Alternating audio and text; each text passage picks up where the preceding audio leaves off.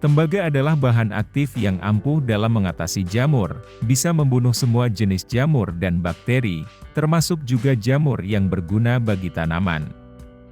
Fungisida ini sangat baik digunakan untuk mengatasi serangan jamur yang sudah parah secara kontak. Penggunaannya tidak boleh berlebihan. Hanya saja, pada beberapa kejadian, daun malah menjadi gosong akibat dari aplikasi fungisida tembaga yang dicampur dengan perekat, sehingga membuatnya masuk dalam daun tanaman secara berlebihan. Apalagi pada daun yang masih muda, di mana kutikulanya tipis. Padahal seperti yang sudah saya katakan tadi, cara kerjanya kontak langsung pada jamur, yang berarti di luar tanaman. Keracunan fungisida tembaga ini bisa terlihat pada 1 atau 2 hari setelah aplikasi. Maka dari itu, penggunaan fungisida tembaga tidak perlu dibarengkan dengan perekat, perata, atau penembus. Sebab, surfaktan akan membawa ion tembaga lewat stomata. Fungsinya yang seharusnya kontak langsung dengan jamur, malah masuk ke daun. Umumnya, pada pupuk yang ada unsur tembaganya saja, hanya ada sedikit kandungan tembaganya, karena memang merupakan hara mikro. Penyemprotan fungisida tembaga pada kondisi daun yang basah juga tidak diperbolehkan. Sebab, cuaca lembab dingin dapat meningkatkan kemungkinan cedera oleh fungisida tembaga. Aplikasi semprotan harus diterapkan selama kondisi tenang, kering dan dingin. Tapi, bukan tanpa alasan kita menggunakan surfaktan yang dicampur dengan fungisida tembaga. Pada kondisi yang setiap hari diguyur hujan terus-menerus, untuk pengendalian logikanya kita menggunakan perekat. Nah, yang perlu diperhatikan di sini sebenarnya adalah penggunaan perekat, bukan perata, ataupun penembus. Karena masih banyak dari kita yang salah paham mengenai hal ini. Semua surfaktan dicap sebagai perekat. Padahal ada yang fungsinya sebagai penembus, di mana dia akan membawa ion tembaga masuk dalam daun tanaman. Hanya saja, kebanyakan surfaktan memang sudah ada sifat penyebarannya. Jadi untuk menghindari hal-hal yang tidak diinginkan memang penggunaannya saya sarankan tidak dicampur dengan perekat. Tembaga juga tidak bisa dicampur dengan pestisida yang sifatnya asam. Dan kebanyakan produk pestisida lebih banyak yang sifatnya asam. Sejauh ini, fungisida tembaga yang bisa dicampur dengan bahan aktif lain, baru kuproksat. Harganya sekitar 45 ribuan per kemasan 200 ml. Itu karena sifatnya netral, tidak basah seperti fungisida tembaga pada umumnya. Jadi, kalau untuk pencampuran bahan aktif masih bisa digunakan.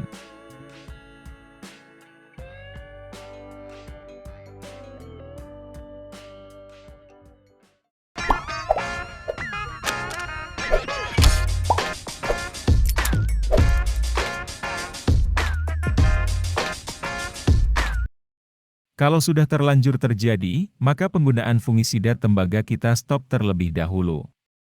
Ganti dengan fungisida kontak yang ada unsur hara zincnya. Contoh produknya adalah Polycom atau Zifol.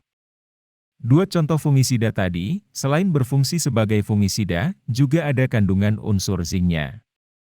Atau dengan pupuk zinc langsung. Sebab senyawa zinc akan menurunkan kandungan tembaga pada tanaman.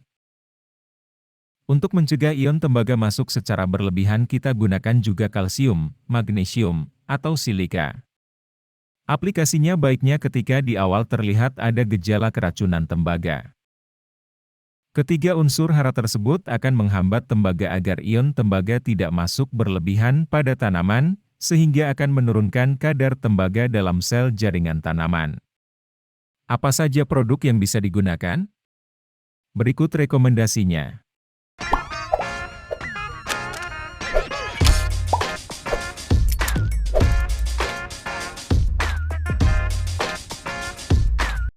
Pertama ada Manohara.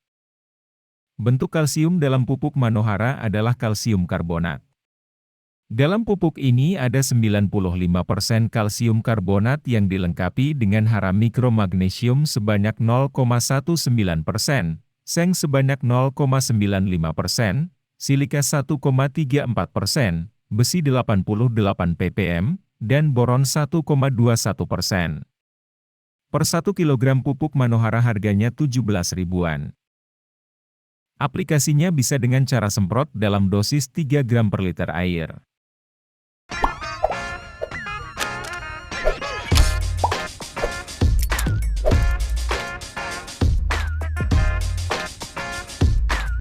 Kedua ada PowerCal. Dalam pupuk PowerCal ada magnesium oksida 20%, kalsium oksida 39%, kalsium karbonat 70%, dan boron 2,5%. Sebenarnya masih ada tambahan lagi, yaitu silikat yang bisa berfungsi sebagai pelindung tanaman dari jamur ataupun hama. Silikat dalam pupuk ini ada sekitar 2%. Tambahan silikat ini bisa ditemukan pada PowerCal yang bentuknya padat. Harganya sekitar 25.000 per kemasan 1 kilogramnya. Untuk penyemprotan, dosisnya 2 atau 3 sendok makan.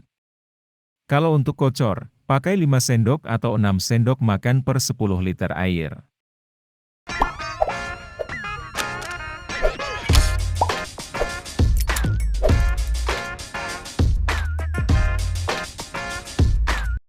Bisa juga dengan pupuk kalsi B. Dalam pupuk ini ada kandungan kalsium 94%, sementara silikanya 1,7%. Ada juga hara lainnya, yaitu magnesium 1,3% dan boron 1%. Tambahan magnesium berguna untuk menjaga klorofil daun. Harganya, per kemasan 1 kg sekitar 30 ribuan. Untuk tanaman sayuran dosisnya 2-4 gram per liter. Baik dengan cara semprot ataupun kocor.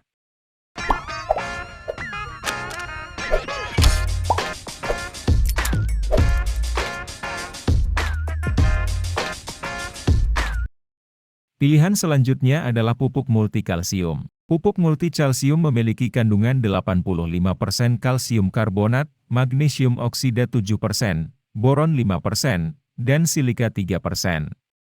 Cara pakainya, bila dengan cara semprot gunakan dosis 2 gram per liter saja. Kalau dengan cara kocor dosisnya ditambahi menjadi 3 gram per liter. 1 kilogram pupuk multikalsium harganya 35 ribuan. Kalau keracunan fungisida tembaga ini terjadi dengan cara kocor, akibat dosis yang berlebih, sebenarnya pupuk fosfat, kalium dan mikoriza juga dapat membantu mengatasi toksisitas yang terjadi. Sebelum terjadi hal-hal yang lebih parah. Selain itu, akan lebih baik juga menggunakan asam amino sebagai pupuk pemulihan. Rekomendasi pupuk asam amino ada pada video berikut.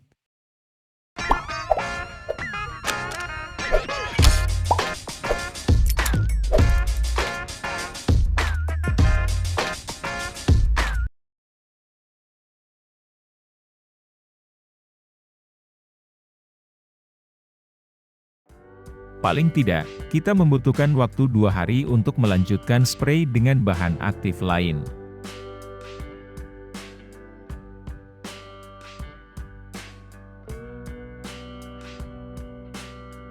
Aplikasikan pupuk kalsium seperti CNG atau kalsium lainnya. Sebelum terjadi keracunan, paling tidak unsur hara tembaga segera kita tekan dengan pupuk kalsium.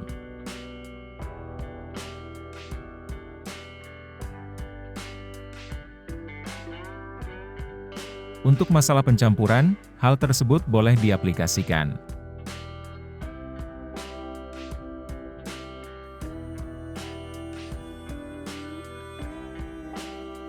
Hal tersebut boleh diaplikasikan, asal tidak digabung tidak masalah.